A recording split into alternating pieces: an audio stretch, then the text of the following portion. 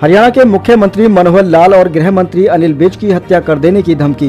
सिरसा के एलनाबाद का निवासी है आरोपी की पहचान एडवोकेट जर्नैल सिंह बराड़ के रूप में हुई है।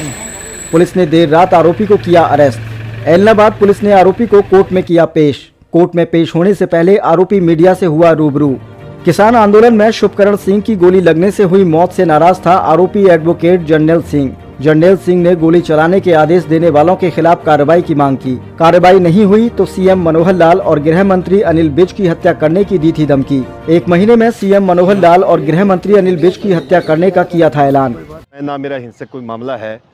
जिस तरह से देश के लोकतंत्र को कुचलने की कोशिश चल रही है, किसान आंदोलन में शुभकरण की हत्या, एक 17 साल का बच्चा है उसकी हत्या करना, लोगों को उनके आंदोलन के अधिकार से रोकने का एक हथकंडा है।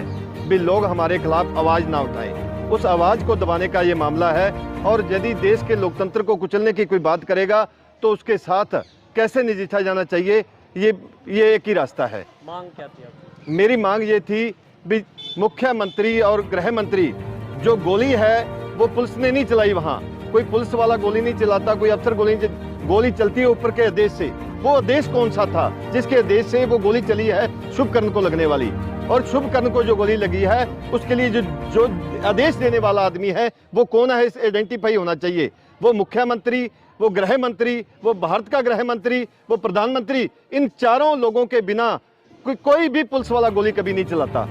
और मैंने ये मांग किया मुख्यमंत्री और गृह मंत्री हरियाणा से, यदि मतलब गोली चली है, आप अपना लाई डिटेक्ट टेस्ट करवा के लोगों के सामने सच सामने आए, अपना लाई डिटेक्ट टेस्ट करवा के सिद्ध करो ये आपके देश से नहीं गोली चली है, ये उन्होंने अपने आप गोली चलाई है। ऐसे यदि मैं जब देखता हूं वो 22 साल का नौजवान है, शुभकरण 22 साल का नौजवान है, और 22 साल का मेरा एक बेटा 21 साल का, एक 22 साल का, रात को मुझे उठाते हैं वो आके, मुझे सपनों में आते हैं, मेरे हरदम जहन में रहते हैं, पापा यदि हमारे साथ ऐसा हुआ था तो आप फिर भी चुप बैठ जाते। यदि उस बच्चे की जान गई है उसके न्याय के लिए, देखो इस तरह यदि हमारे को दबाया जाएगा, यदि लोगों के आंदोलन को दबाया जाएगा, ये सीधा सीधा लोकतंत्र पे हमला है, लोकतंत्र की हत्या है। जो इस भारत के लोकतंत्र को दबाने की कोशिश करेगा उसके साथ हमें इसी तरह लड़ना होगा।